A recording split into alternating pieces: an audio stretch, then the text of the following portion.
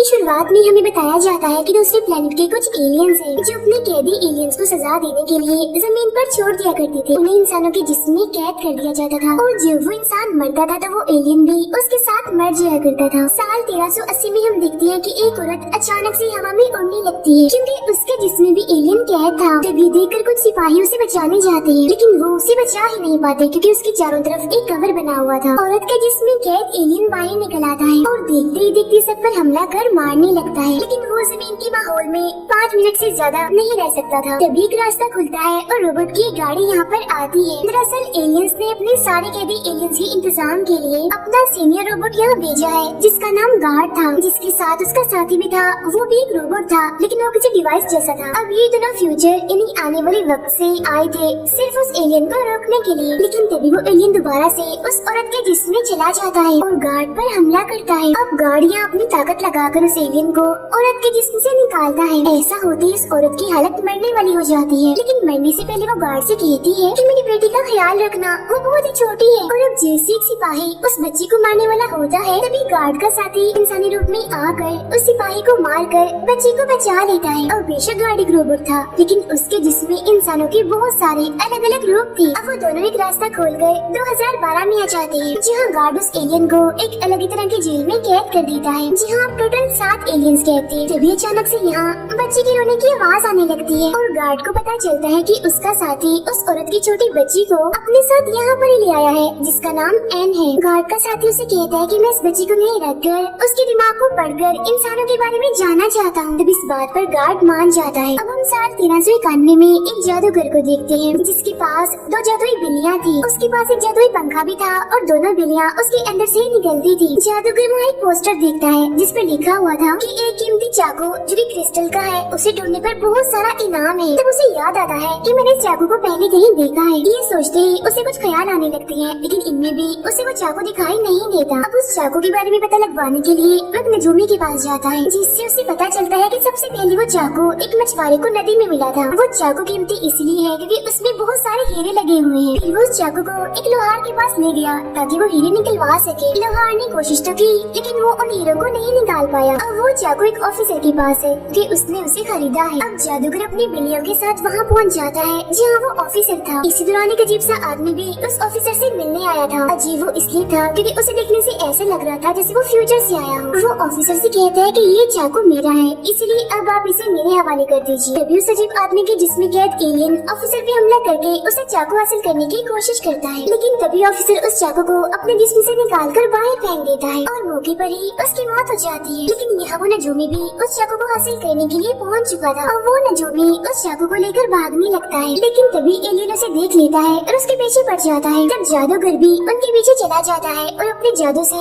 Alien को रोकने की कोशिश करता है, लेकिन एलियन उल्टा उसे ही पकड़कर मारने लगता है। इसी दौरान इनकी नजर एक स्पेसशिप पर जाती है जिसे देखते ही उसके पास जाते हैं और नदी के उस पार इन्हें एक लड़की दिखती है जो उन्हें देखकर यहाँ से भाग जाती है। अब ये लोग काफी हैरान परेशान थे कि आखिर ये स्पेसशिप और वो लड़की यहाँ पर कैसे है। फिर इसके बाद हम 2022 में आ जाते हैं जहाँ हम गार्ड के साथ उसी बच्ची एन को देखते हैं। यानी वही बच्ची जिसे लोग पास्ट यानी माजी से लाए थे। बच्ची बहुत ही समझदार थी। वो बच्ची गार्ड को अपना डैडी समझती थी और उसे पता है कि उसकी डैड एक रोबोट है और हर टाइम अपने साथी से बातें करते रहते हैं और तो अक्सर उसी के साथ रहते हैं। जब गार्ड एन को स्कूल से ला रहा था तो वो अपना मोबाइल गाड़ी में ही छुपा देती है जहाँ वो गार्ड और उसके साथी की बातें सुनती है। गार्ड का साथी उसे कह रहा होता है कि हमने अपने प्लेनेट से एक कैदी एलियन को जमीन पर लाना है और उसे इंसान के जिस्म में डालना है, लेकिन ऐसा करने के लिए हमें 107 इंसानों की जरूरत होगी क्योंकि वो बहुत ही ताकतवर एलियन है। रात के वक्त अपने डैड की तरह एन भी उनके साथी से बात करने की कोशिश करती है लेकिन वो उसे कोई भी जवाब नहीं देता। फिर जब वो गाड़ी से अपना मोबाइल निकाल रही थी तो अचानक से वो छोटी सी जेल को खोल देती है जिसमें उस एलियन को कैद किया गया था, लेकिन इससे पहले कि वो कैदी वहाँ से आजाद होता तभी गार्ड का साथी वहाँ आकर उसे बंद कर देता है। अब गार्ड के साथी को अपने सामने पाकर एन काफी खुश हो जाती है और उसे बहुत सारे सवाल करती है। तब गार्ड के साथी को बताना ही पड़ता है कि मैं एलियंस को सजा देने के लिए इंसानों के जिस्म में कैद करता हूँ, जिस मकसद के लिए हम अलग अलग टाइमलाइन में जाते हैं, यानी कभी पास्ट में और कभी फ्यूचर में, और तुम्हें भी हम पास्ट से ही लाए हैं। इतनी ही देर में यहाँ गार्ड भी आ जाता है। उसका साथी उसे बताता है कि उस एलियन को कहाँ कैद करना है जो एक हॉस्पिटल था यानी यहाँ से कुछ ही दूरी पर।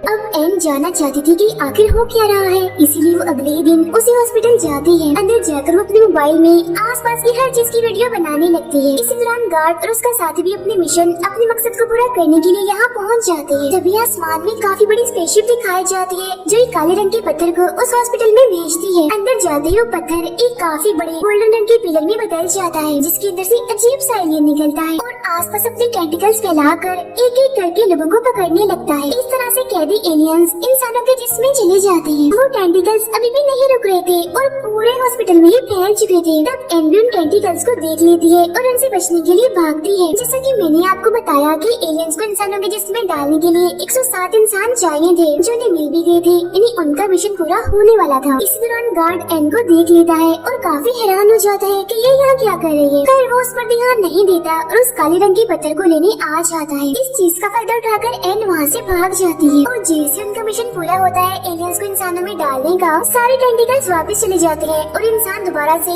बिल्कुल ठीक हो जाते हैं। हैरानी वाली बात ये थी कि कुछ देर पहले उनके साथ क्या हुआ था उन्हें याद ही नहीं होता। पास्ट में हम जादूगर और उसके साथियों को देखते हैं। उन्हें एक जगह के बारे में पता चलता है जो एक मंदिर था। यहाँ पर एक जादूगर हस्बैंड वाइफ भी थे जो इस मंदिर के मालिक को अपना जादुई सामान बेचने आए थे, लेकिन मंदिर का मालिक उनसे कहता है कि अभी फिलहाल मुझे वो कीमती चाकू चाहिए, इसीलिए जाओ पहले उसे ढूंढो और वो लेकर आओ। तो जादूगर हस्बैंड वाइफ अपने साथियों के साथ एक घर में जाते हैं, यानी जहाँ वो कीमती चाकू था। अब जादूगर उस आदमी को अपने काबू में करके उस चाकू को लाने के लिए कहता है और अब जैसे वो चाकू लाता है तभी वो फाइटर लड़की यहाँ आकर उन जादूगर हस्बैंड वाइफ पर हमला कर देती है और उस चाकू को हासिल कर लेती है। लेकिन तभी इतनी ही देर में मंदिर का मालिक भी यहाँ पर आ जाता है और फाइटर लड़की पर हमला कर उसे बेहोश कर देता है और चाकू ले लेता है। उधर प्रेजेंट टाइम में एन अपने दोस्त को एलियन की रिकॉर्ड की हुई वीडियो दिखाती है। तब ये देखकर गार्ड उसे बुरे एलियंस कैदियों के बारे में बताता है, जो सुनकर एन समझ जाती है कि गार्ड और उसका साथी जमीन पर इसीलिए है ताकि वो इंसानों को बुरे एलियंस के हमलों से बचा सके। अगले दिन जमीन पर बुरे एलियंस की स्पेसशिप आ रही होती है, जिसका मकसद इंसानों के जिस्म में कैद सभी एलियंस को आजाद करना था। तब गार्ड और उसका साथी उसे रोकने के लिए जाते हैं, जहाँ एन की जिद करने पर वो उसे भी साथ ले ही जाते हैं। उस स्पेसशिप में से एक रेड रोबोट निकलता है जो एक पुलिस ऑफिसर के पास पहुँचता है कि उसके जिस्म में बहुत ही ताकतवर एलियन था, लेकिन इंसानों के जिस्म में एलियंस को जगाने के लिए एक चाबी चाहिए होती है जो कोई और नहीं बल्कि वो एक कीमती चाकू था और वो इस टाइम लाइन में गार्ड के पास था। अब उस रेड रोबोट को रोकने के लिए गार्ड अपने रोबोट वाले रूप में आकर उसके पास जाता है, जहाँ इन दोनों की काफी लड़ाई होती है। इस लड़ाई के दौरान रेड रोबोट गार्ड से उस चाकू को हासिल करने में कामयाब हो जाता है। अब जिस पुलिस ऑफिसर के जिसमें वो ताकतवर एलियन था वो वहाँ से भाग रहा होता है। अब रेड रोबोट अपने स्पेसशिप से उसकी गाड़ी का पीछा करता है, जिसके बाद गार्ड भी अपने स्पेसशिप में आकर एलियंस की स्पेसशिप पर हमला करने के लिए जाता है और स्पेसशिप की मेन जगह पर हमला करने लगता है, क्योंकि स्पेसशिप की सारी ताकत इसी जगह पर थी। लेकिन रेड रोबोट उस मेन जगह को कहीं और शिफ्ट कर देता है और गार्ड के हमले से बच जाता है। वो उल्टा गार्ड पर भी वार करता है, जिस वजह से उसका स्पेसशिप पानी में गिरता है। अब रेड रोबोट पुलिस ऑफिसर को भी पकड़ लेता है और हमला कर देता है, जिसकी वजह से उसके जिस्म में कैद ताकतवर एलियन बाहर आ जाता है। अब गार्ड दोबारा से उस बुरे और खतरनाक एलियन को कैद करने जाता है, लेकिन रेड रोबोट उसे रोकता है, बार बार उस पर हमला करता है, जिसमें उसे उठाकर दूर फेंकता है और इसी वजह से गार्ड एलियन को कैद करने में नाकामयाब रहता है। अब यहाँ रेड रोबोट का मिशन पूरा हो गया था, इसीलिए वो गार्ड को अपने साथ लेकर वहाँ जोरदार धमाका कर देता है, जिसकी वजह से गार्ड की ताकत, उसकी एनर्जी कम होने लगती है और वो बेहोश पड़ा होता है। उसका साथी उसे होश में लाने के लिए अपनी एनर्जी उसमें डालता है। अब वो ताकतवर एलियन उस पुलिस ऑफिसर के जिस्म से निकलकर स्पेसशिप में जाता है ताकि वो अपना मिशन पूरा कर सके, बाकी एलियंस को आजाद करने का। अब इस स्पेसशिप में ऑरेंज रंग के बड़े बड़े गोले थे जो इन एलियंस की जमीन पर रहने में मदद करते थे, यानी वो इस माहौल में इन गोलों की वजह से रह सकती थी। अब गार्ड उस ताकतवर एलियन को रोकने के लिए खुद भी स्पेसशिप में आ जाता है और उस पर हमला कर देता है। यहाँ में दोनों की काफी लड़ाई होती है, जिसमें गार्ड एलियन पर भारी पड़ रहा था और फिर अपनी ताकत से उस एलियन को स्पेसशिप से बाहर फेंक देता है। तब उस एलियन के साथ साथ वो ऑरेंज रंग के दो गोले भी बाहर निकल आते हैं। अब वो एलियन बाहर के माहौल में बगैर किसी जिस्म के नहीं रह सकता था। उसकी नजर एन पर पड़ती है और उसके अंदर जाने के लिए वो उसकी तरफ बढ़ता है। ये देखकर गार्ड का साथी उस पर बड़े बड़े हमले करने लगता है, जिस वजह से वो एलियन दोबारा से उसी पुलिस ऑफिसर के जिस्म में आ जाता है। वो एलियन अपना टेंटिकल निकाल कर उस बड़े से ऑरेंज रंग के गोले को हवा में फोड़ देता है, जिस वजह से जहरीली गैस हर तरफ फैलने लगती है। जैसे लोग उस गैस की लपेट में आते हैं, देखते ही देखते तेजी से मरने लगते हैं। वो एलियंस जो इंसानों के जिस्म में कैद थी वो जाग रही होती है। गार्ड का साथी एन को बताता है कि ये चाकू कितना जरूरी है, ये हमारी ताकत, हमारी एनर्जी का जरिया है और इसी के जरिए हम भागे हुए एलियंस को पकड़ते हैं और टाइम ट्रेवल यानी वक्त का सफर भी कर सकते हैं, कभी पास्ट में तो कभी फ्यूचर में, और तो हम आने वाला वक्त भी देख सकते हैं कि कैसा होगा। लेकिन फिलहाल जो फ्यूचर मैंने देखा है वो तो ठीक नहीं। उधर गार्ड की ताकत, एनर्जी आहिस्ता आहिस्ता कम होती जा रही थी और वो बुरा एलियन भी यहाँ पर आने ही वाला था। इसलिए गार्ड एन को अपने साथी के साथ दूर भेज देता है ताकि उसे कोई खतरा न हो। अब गार्ड एन की दी हुई तस्वीर देखता है जिसके पीछे लिखा हुआ था प्लीज भाग जाइए, क्योंकि वो उसे बिल्कुल अपने डैड की तरह ही समझती है। गार्ड का साथी जो कि इंसानी रूप में था एन को बताता है कि गार्ड के पास बहुत ही कम टाइम बचा है, यानी उसकी जिंदगी बहुत थोड़ी रह चुकी है। ये जानकर एन कहती है ये बात आपने मुझे पहले क्यों नहीं बताई, और अब प्लीज मुझे वापस ले जाएं गार्ड के पास ही। तब काफी बहस के बाद वो उसे गार्ड के पास ले जाने लगता है। उधर वो ताकतवर एलियन गार्ड को ढूंढकर उस पर हमला कर देता है। तब गार्ड का साथी उसके पास आकर कहता है कि अभी भी कुछ नहीं बिगड़ा, हम उसे अभी भी रोक सकते हैं अगर हम उस शिप की मेन जगह जिसकी ताकत है उस पर हमला करें तो। अब गार्ड उस चाकू को बाहर हवा में फेंक देता है, जिसका इस्तेमाल करके जैसे गार्ड का साथी शिप की मेन जगह पर हमला करने वाला होता है तभी उससे पहले एलियन उस पर जोरदार हमला कर उसे रोक देता है और वो काफी दूर जाके गिरता है। अब वो चाकू गार्ड के पास था जिसे लेकर वो लोग भागते हैं, यानी गार्ड, उसका साथी और एन। जिसके बाद गार्ड उस चाकू के जरिए एक रास्ता खोलता है और ये लोग पहुंच जाते हैं पास्ट में। यहाँ भी गार्ड और उस ताकतवर एलियन की काफी लड़ाई होने लगती है, जिसमें गार्ड कमजोर पड़ने लगता है, उसकी हालत मरने वाली हो जाती है। लेकिन तभी एन गन से उस एलियन पर गोली चला देती है, इस वजह से उसका इंसान वाला जिस्म मरने लगता है। लेकिन तभी वो उस गाड़ी पर हमला कर देता है जिसमें एन बैठी थी। वो गाड़ी पानी में जाके गिरती है, पानी में चाकू एन के हाथ से फिसलकर कहीं खो जाता है। गार्ड का साथी एन से कहता है कि किसी भी तरह करके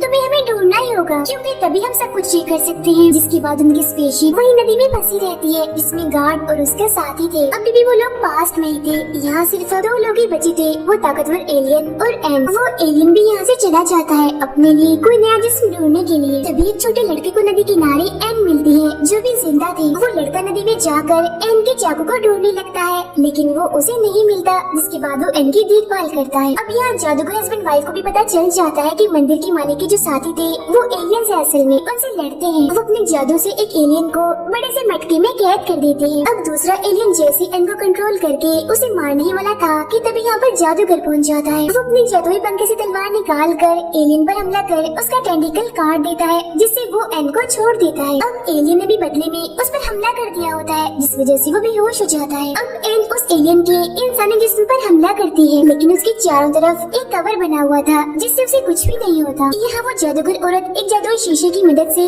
अपने हाथ को बहुत बड़ा कर लेती है और एक दूसरे एलियन पर हमला करके उसे रोकती है। तभी जादूगर को भी होश आ जाती है और वो एलियन पर हमला कर देता है। यहाँ एन उस जादूगर औरत के शीशे को इस्तेमाल करके गोली चलाती है, जिससे उसकी गोली भी बड़ी होकर उसके कवर को तोड़ते हुए इस बार उसके इंसानी जिस्म में लग जाती है। इसी दौरान दूसरा एलियन जो मटके में बंद था वो आजाद हो जाता है। अब एन यहाँ से भाग गई थी, तब वो एलियन अपने जिस्म के साथ एन का पीछा करता है। तब वो यहाँ पानी के अंदर छिपकर गार्ड और उसके साथी की स्पेसशिप के अंदर चली जाती है। अब ऐसा होते ही वो एलियन मर जाता है, जिसके बाद वो आदमी भी होश में आ जाता है जिसके जिस्म में वो एलियन था। और इसी के साथ ही ये फिल्म यहीं पर खत्म हो जाती है।